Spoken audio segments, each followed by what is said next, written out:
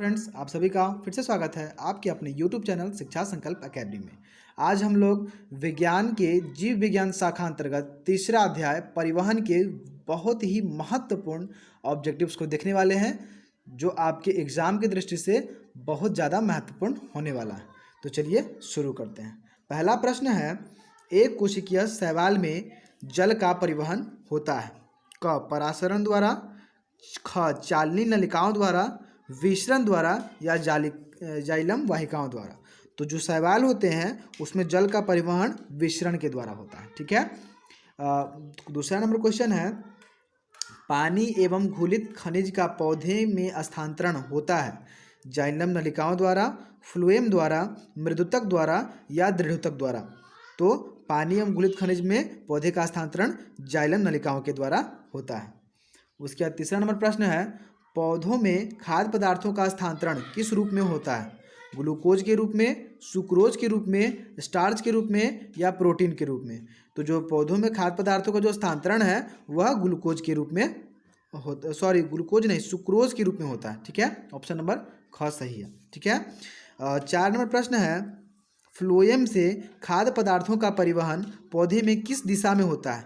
केवल नीचे की ओर, केवल ऊपर की ओर या ऊपर तथा नीचे दोनों ओर, इनमें से कोई नहीं। तो पौधे फ्लोएम जो है वह खाद्य पदार्थों का परिवहन करता है और ऊपर और नीचे दोनों तरफ करता है। ऑप्शन नंबर ग सही है।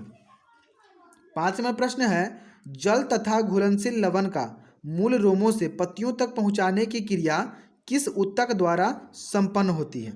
क कार्टेक्स, ख फ्लोएम, ग जाइलम और घ मूलरम। तो जल तथा घुलनशील लवण का जो पहुंचाने की जो क्रिया होती है वह जाइलम ऊतक के द्वारा होती है, और यही अगर खाद्य पदार्थ रहता तो खाद्य पदार्थ का जो स्थानांतरण होता है वह फ्लोएम के द्वारा होता है। ठीक है।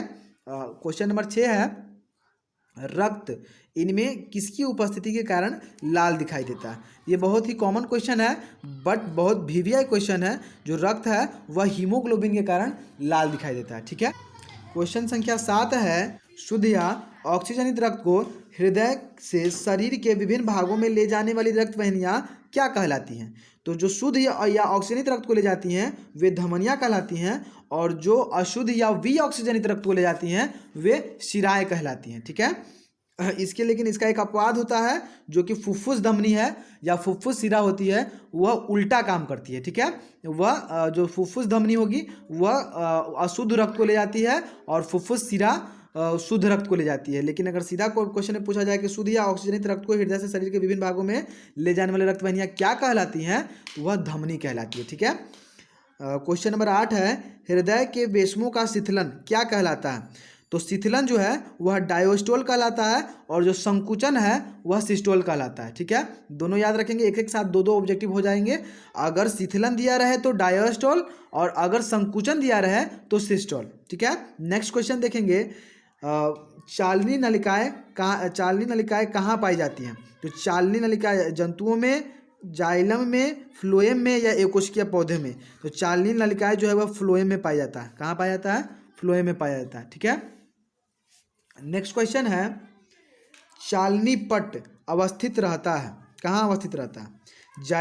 जाइलम वाहिकाओं के बीच, मार्ग कोशिकाओं के बीच, चालनी नलिकाओं के बीच या मूल रोम में। तो जो चालनी पट होते हैं वह चालनी नलिकाओं के बीच में पाई जाती हैं। ठीक है। क्वेश्चन नंबर 11 है, क्या खाद्य पदार्थों का फ्लोएम से होने वाले स्थानांतरण में ऊर्जा का उपयोग होता है?